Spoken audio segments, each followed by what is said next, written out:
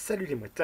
Après avoir passé 2 jours à faire le ponçage du tracteur, ça nous amène au jour numéro 4. Jour numéro 4, c'est la peinture. Donc,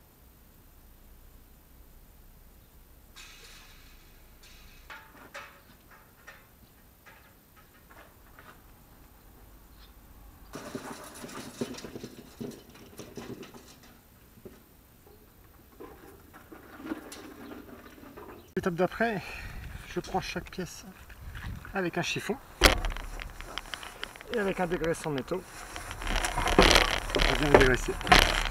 Comme vous pouvez voir, j'imagine déjà les commentaires me disant bah attends Cyril, c'est pas poncé très propre. Donc oui, j'ai poncé grossièrement, même si encore des petits éclats de peinture. Par contre, quand je passe le doigt dessus, on sent que c'est bien lisse, donc il n'y aura pas trop de rugosité. Après, il ne faut pas non plus perdre de vue que ça, c'est un tracteur qui va servir potentiellement pour faire du stock car. Donc ça sert à rien non plus de dépenser trop de temps et trop d'énergie sur certaines choses. Donc j'ai vraiment poncé les parties qui étaient visibles du tracteur. Les autres parties, je les ai poncées un peu plus grossièrement, enfin je les ai plus rayées, micro-rayées qu'autre chose pour que la peinture tienne bien dessus. Je ne paye pas ça du ponçage à l'intérieur. Donc comme je disais, il ne faut pas perdre de vue l'usage du tracteur.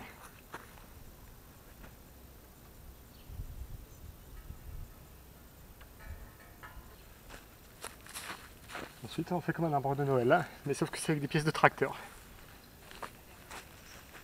Bon, j'entends déjà aussi des personnes me dire c'est pas comme ça qu'on fait, il faut vraiment que ce soit poncé nickel, c'est pas le bon matériel, c'est pas la bonne technique.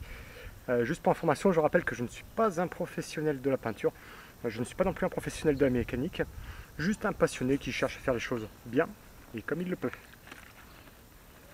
Alors, s'il y en a qui ont des commentaires constructifs, je prends.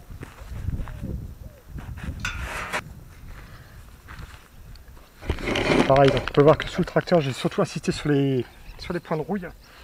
Et par contre, le reste, j'ai juste micro-rayé avec ma brosse chien-dent pour que la peinture tienne dessus. Mais j'ai décidé de ne pas tout décaper parce que c'est sous le tracteur et c'est pas ce qu'on voit le plus. Il est pas beau mon arbre de Noël. Ma cabine de peinture do it yourself. Pas besoin de mettre des 1000 et des 100 pour une cabine à peinture. Et le résultat sera largement suffisant, je pense. Comme vous pouvez voir, les roues sont toujours sur le tracteur. Donc ça veut dire que j'ai pas réussi à les enlever, elles vont rester dessus.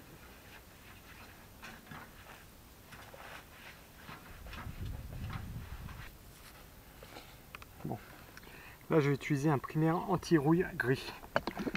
Il y en avait du noir, et comme je veux voir précisément où je passe, j'ai préféré le prendre en gris. J'ai toujours bien mélangé avant. Et ensuite, on se protège les paluches. Bon, le vendeur m'a dit que sur du plastique, ça pouvait adhérer quand même. C'est pas top, mais ça peut faire le job. Donc, vu que l'avant de mon capot est en plastique, je vais quand même le barbouiller de cette mixture. Et on verse. Allez.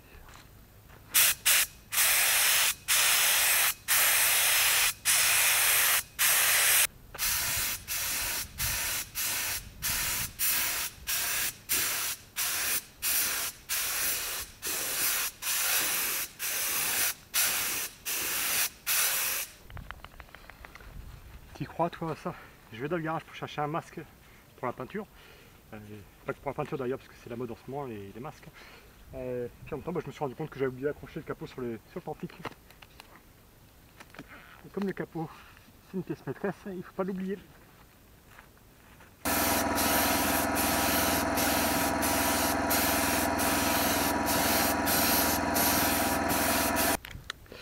Ça y est, l'après est réalisé.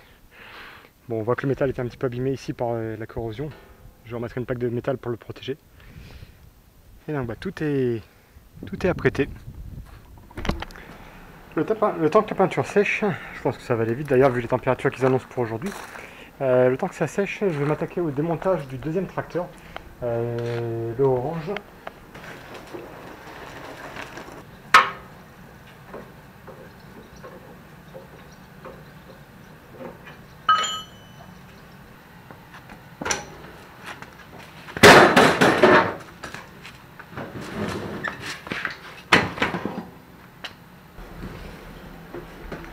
Bon, le règlement de la course nous impose d'avoir un coupe-circuit connecté au poignet ou à la ceinture. Plutôt que d'acheter un coupe-circuit qui coûte une petite fortune, hein, parce que si on veut quelque chose de fiable, il faut y mettre le prix. Je fais exprès de récupérer tous les capteurs de présence, tous les coupe-circuits qui sont déjà présents sur le tracteur. Je vous montrerai tout à l'heure, un petit peu plus tard, comment faire un coupe-circuit pas cher du tout.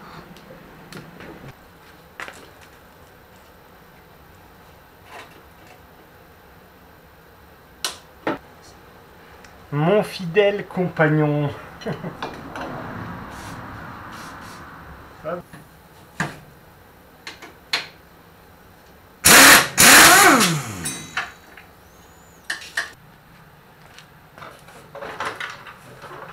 Là.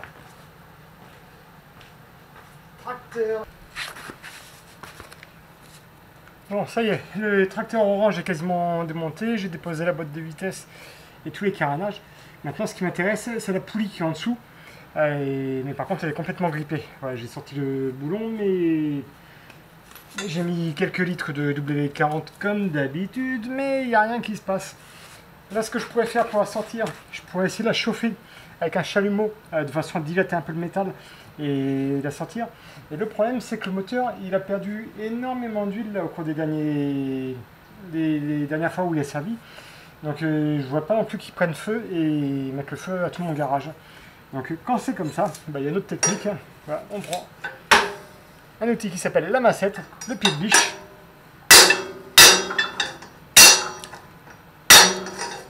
Et on tape.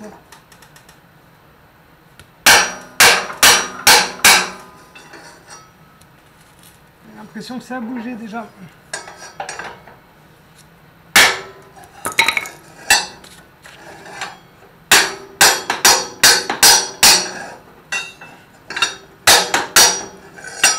Et l'avantage, c'est que ça, cet outil, il est beaucoup plus écologique que le W40.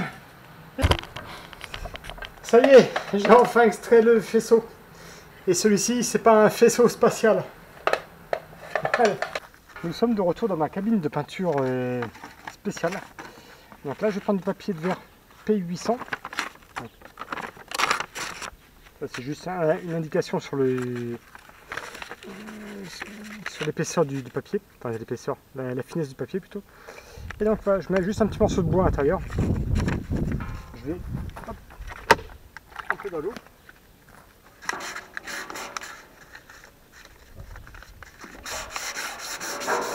Juste un petit coup très léger.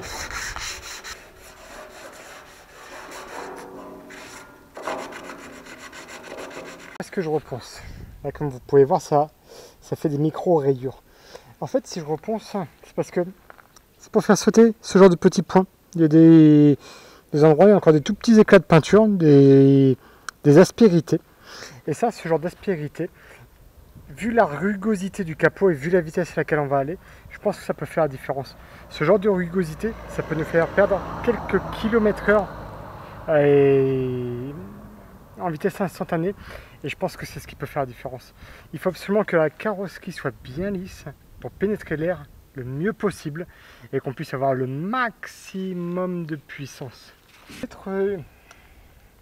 Une autre raison pour laquelle j'essaie d'avoir la carrosserie la plus lisse possible, c'est parce que je sais que quand on va remporter cette course, il va y avoir Miss Agriculture qui va venir poser et faire des photos sur le capot du tracteur.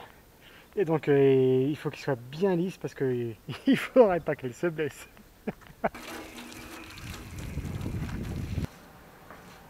Bon, allez, maintenant qu'on a bien mis le gros bazar ici dans le garage, on va ranger un petit peu. Et comme ça laisse le temps au tracteur de sécher après son rinçage. L'autre que j'ai évacué les pièces détachées, je les ai mises dans la cour. Et je vais faire un gros coup de propre pour pouvoir enfin travailler sur la reconstruction du tracteur et notamment avec la préparation de la boîte de vitesse. Je peux même le faire un peu plus large. Voilà. Comme ça j'en mettrai un petit peu moins par passe.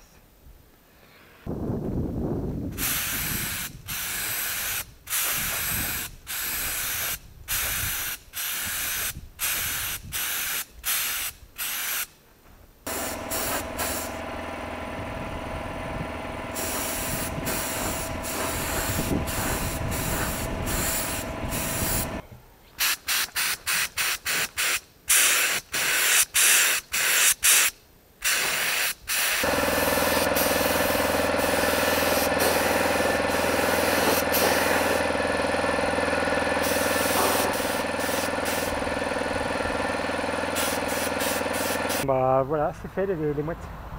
Je vous cache pas que je suis un petit peu partagé quand même parce que je voyais pas du tout ce bleu aussi bleu. Là j'ai l'impression de travailler pour EDF pour le coup.